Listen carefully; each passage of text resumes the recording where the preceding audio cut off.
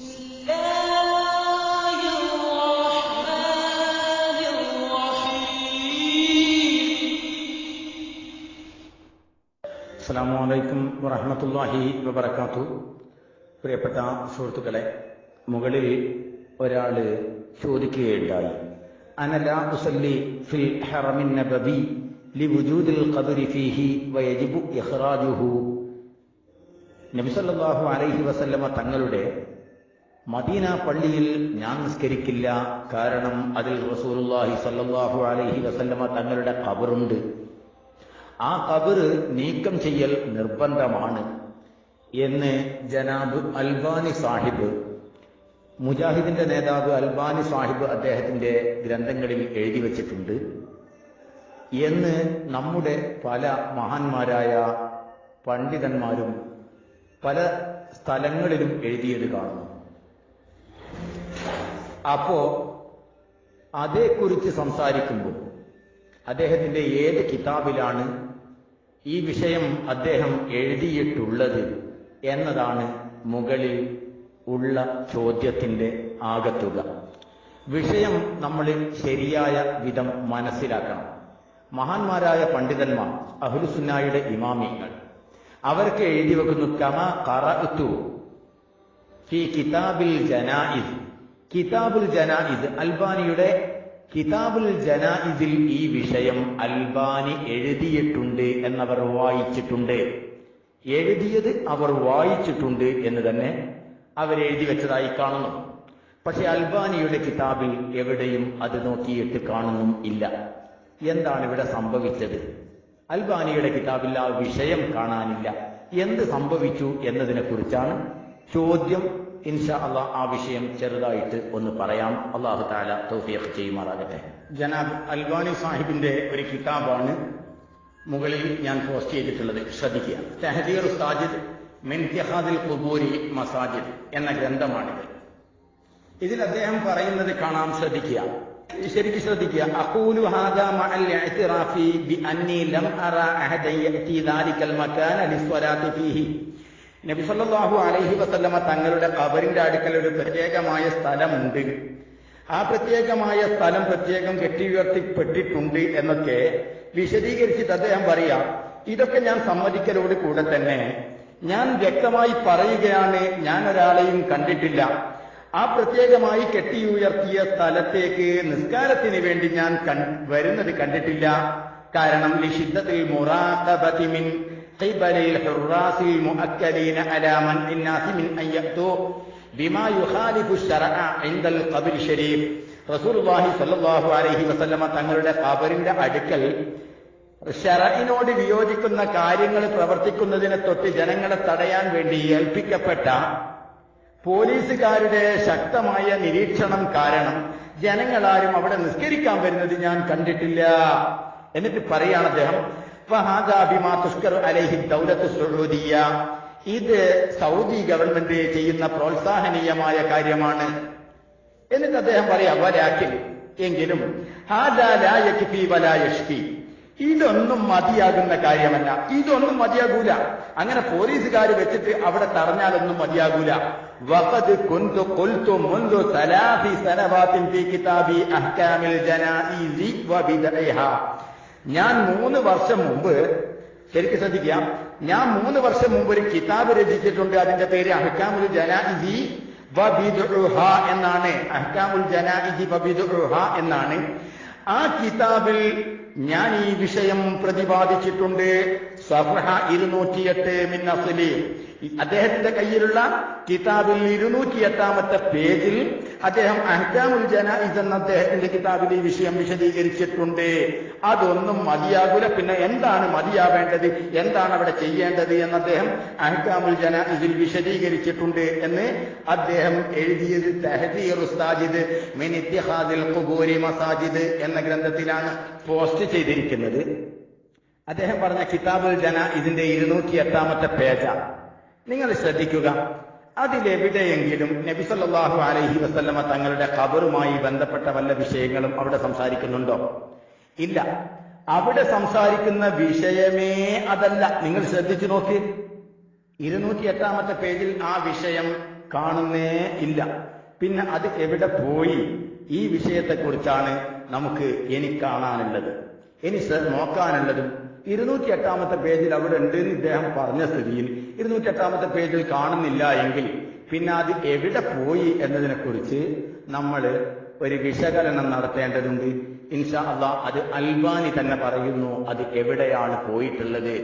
208 പേജിൽ റസൂലുള്ളാഹിന്റെ ഖബറിന്റെ അടുക്കൽ പോലീസുകാരെ കൊണ്ടുള്ള നിയന്ത്രണം മാത്രം പോരാ, പിന്നെ എന്താണ് ചെയ്യേണ്ടത് എന്ന് ഞാൻ എഴുതി വെച്ചു എന്ന് തഹ്ദീറു സാജിദിൽ പറഞ്ഞ വിഷയം 208 പേജിൽ അഹ്കാമുൽ ജനായിസിൽ കാണാതെ പോയതിന്റെ കാരണം ജനാബ് അൽബാനി സാഹിബ് തന്നെ വിശദീകരിക്കുന്നത് കാണാം. ഇൻഷാ അല്ലാഹ് ശ്രദ്ധിക്കുക. ഞാൻ മുകളിൽ പോസ്റ്റ് ചെയ്തിരിക്കുന്ന പോസ്റ്റ് അഹ്കാമുൽ ജനായിസി വ ബിദ്ഉഹ എന്ന അൽബാനി സാഹിബിന്റെ ഗ്രന്ഥത്തിന്റെ മുഖദ്ദിമയാണ്. ആ മുഖദ്ദിമയിൽ തന്നെ അദ്ദേഹം പറയുന്നത് ശ്രദ്ധിക്കൂ. വഫീ ഹാദിഹി തബഅത്തി തഗ്യീറാത്തുൻ വസിയാദാത്തുൻ ലാ ബുദ്ദ മിൻ ബയാനിഹാ വതഅരീഫിൽ ഖുറാഇ ബിഹാ വതഖ്തസ്സു ഫീമാ യലി എന്ന് പറഞ്ഞ് അദ്ദേഹം വിശദീകരിക്കുകയാണ്. ഈ എഡിഷനിൽ ഈ തബഅയിൽ കുറെ വ്യത്യാസങ്ങൾ കിതാബിൽ ഞാൻ പെടുത്തിയിട്ടുണ്ട്. കുറെ കാര്യങ്ങൾ ഞാൻ കൂട്ടിച്ചേർത്തിട്ടും ഉണ്ട്. എന്നിട്ട് അദ്ദേഹം വിശദീകരിക്കുന്നു. അടിവരയിട്ട ഭാഗം ശ്രദ്ധിക്കുക. തസ്തീഹു ബഅലിൽ മവാദിഇ ലതി വഖഅലി ഫീഹാ ഹന്നാത്തുൻ സുമ്മ തനബ്ബഹതു ലഹാ ഔ ലുബ്ദിഅതു ഇലൈഹാ. എനിക്ക് ഈ കിതാബ് എഴുതിയപ്പോ, ആദ്യ സമയത്ത് ഞാൻ എഴുതിയപ്പോ കുറെ പാകപ്പിഴവുകൾ ഇതിൽ സംഭവിച്ചിട്ടുണ്ട്. അത് പിന്നീട് എനിക്ക് ബോധ്യപ്പെട്ടതും പിന്നീട് പല ആളുകളും എനിക്ക് ബോധ്യപ്പെടുത്തി തന്നതുമായ പല കാര്യങ്ങളും ഞാനിതിൽ മാറ്റം വരുത്തിയിട്ടുണ്ട് എന്ന് അൽബാനി സാഹിബ് തന്നെ അദ്ദേഹത്തിന്റെ അഹ്കാമുൽ ജനായിസി വ ബിദ്ഉഹ എന്ന ഗ്രന്ഥത്തിന്റെ തുടക്കത്തിൽ എഴുതി വെക്കുന്നു. 208 പേജില് ഞാനിതിന് കാഫിയും ഷാഫിയുമായ ഒരു വിഷയം നിർദ്ദേശിച്ചിട്ടുണ്ട്. റസൂലുള്ളാഹിന്റെ പള്ളിയോട് ബന്ധപ്പെട്ട വിഷയത്തിൽ ഞാൻ നിർദ്ദേശിച്ചിട്ടുണ്ട് അഹ്കാമുൽ ജനായിസിൽ എന്ന് തഹ്ദീറു സാജിദിൽ അദ്ദേഹം പറഞ്ഞ വിഷയം ഇന്ന് കാണാതിരിക്കുന്നതിന്റെ കാരണമാണ് മുഖദ്ദിമയിൽ അഥവാ അദ്ദേഹത്തിന്റെ അഹ്കാമുൽ ജനായിസിന്റെ മുഖദ്ദിമയിൽ അദ്ദേഹം രേഖപ്പെടുത്തുന്നത് ഞാൻ ചില മാറ്റിത്തിരുത്തലുകൾ ചിലരൊക്കെ എന്നോട് ബോധ്യപ്പെടുത്തി തന്നു. ഇതൊക്കെ തെറ്റാണ്, ഇതൊക്കെ കുറ്റാണ്, ഇതൊന്നും പറയാൻ പാടില്ല, ഇതൊന്നും എഴുതാൻ പാടില്ല എന്ന് പറഞ്ഞതിന്റെ അടിസ്ഥാനത്തിൽ ഞാൻ മാറ്റിത്തിരുത്തിയിട്ടുണ്ട്.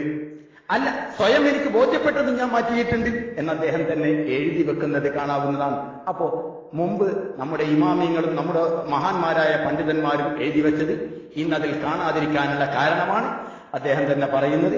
ചില മാറ്റിത്തിരുത്തലുകൾക്ക് ഈ ഗ്രന്ഥം വിധേയമായിട്ടുണ്ട്. അദ്ദേഹത്തിന് ചില സംഭവിച്ച ചില അപാകതകൾ കാരണം അദ്ദേഹം തന്നെ അതിൽ മാറ്റിത്തിരുത്തിയിട്ടുണ്ട്. ഇനി മാറ്റിത്തിരുത്തിയതിന്റെ ഉദാഹരണങ്ങൾ കാണാം ഇൻഷാ അല്ലാഹ്. അദ്ദേഹത്തിന്റെ കിതാബുകളിലൂടെ പോകുമ്പോൾ നമുക്ക് അദ്ദേഹം മാറ്റിത്തിരുത്തിയതിന്റെ ഉദാഹരണങ്ങൾ കാണാവുന്നതാണ്. അല്ലാഹു തആല തൗഫീഖ് പ്രദാനം ചെയ്യുമാറാവട്ടെ. പോസ്റ്റ് ചെയ്തിരിക്കുന്ന പേജ് അദ്ദേഹത്തിന്റെ അഹ്കാമുൽ ജനായിസിന്റെ 278 പേജാണ്. അഹ്കാമുൽ ജനായിസിന്റെ 278 പേജിൽ അദ്ദേഹം പറഞ്ഞത് ശ്രദ്ധിക്കുക. വഫിൽ ബാബി അഹാദീസുൻ ഉഖറ അൻ ജമാഅത്തിൻ ആഖരീന മിനസ് സഹാബ ഔറത്തുഹാ ഫീ കിതാബി തഹ്ദീരി സാജിദ് മിൻ ഇത്തിഖാദിൽ ഖുബൂരി മസാജിദ്. അദ്ദേഹം എഴുതിയത് കാണാം. ഈ വിഷയത്തിൽ ഒരുപാട് ഹദീസ് വന്നിട്ടുണ്ട് മറ്റനേകം സഹാബത്തിൽ നിന്ന്. അതൊക്കെ ഞാൻ കൊണ്ടുവന്നിട്ടുണ്ട് ഫീ കിതാബി തഹ്ദീറു സാജിദ്, എന്റെ തഹ്ദീറു സാജിദ് എന്ന കിതാബിൽ കൊണ്ടുവന്നിട്ടുണ്ട്. മറക്കരുത്, നേരത്തെ അദ്ദേഹം പറഞ്ഞത് എന്തായിരുന്നു? ഞാൻ എന്റെ തഹ്ദീറു സാജിദ് എന്ന അദ്ദേഹത്തിന്റെ കിതാബിൽ അഥവാ അൽബാനി അദ്ദേഹത്തിന്റെ തഹ്ദീറു സാജിദ് എന്ന കിതാബിൽ പറഞ്ഞു 2 വർഷം മുമ്പ് രചിക്കപ്പെട്ടതാണ് അദ്ദേഹത്തിന്റെ കിതാബുൽ ജനായിസിൽ.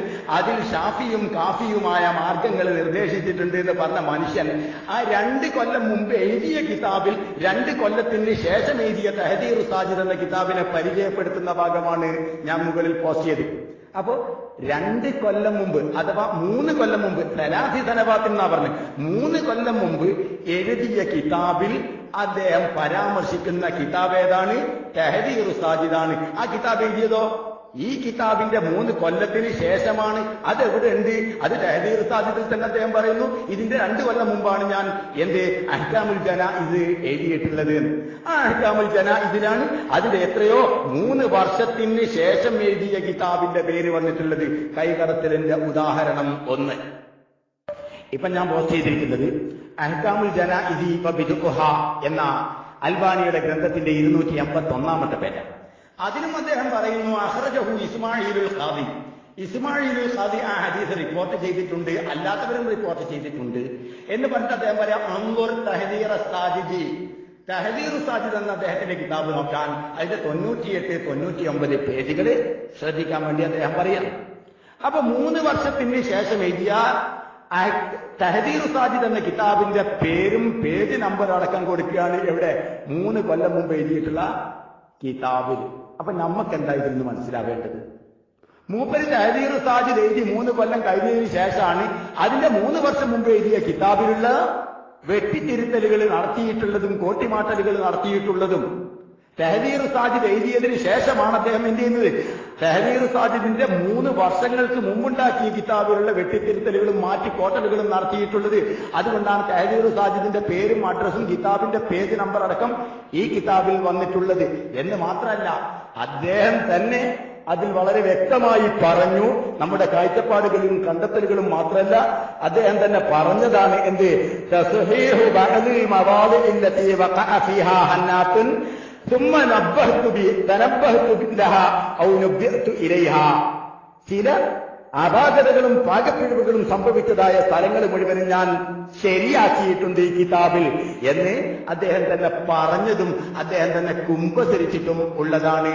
അതുകൊണ്ടാണ് മുമ്പ് നമ്മുടെ മഹാന്മാരായ പണ്ഡിതന്മാർ കണ്ട ആ ഭാഗം ഇന്ന് കിട്ടുന്ന കിതാബുകളിൽ ഇല്ലാതെ പോയത് എന്നാണ് അതിനെക്കുറിച്ച് ചുരുക്കത്തിൽ പറയാനുള്ളത്. വബില്ലാഹി തൗഫീഖ്. വിഷയം ഗ്രഹിക്കാൻ സാധിച്ചിട്ടുണ്ടാകും എന്ന് മനസ്സിലാക്കുന്നു. അല്ലാഹു തആല തൗഫീഖ് പ്രദാനം ചെയ്യുമാറാകട്ടെ. അസ്സലാമു അലൈക്കും.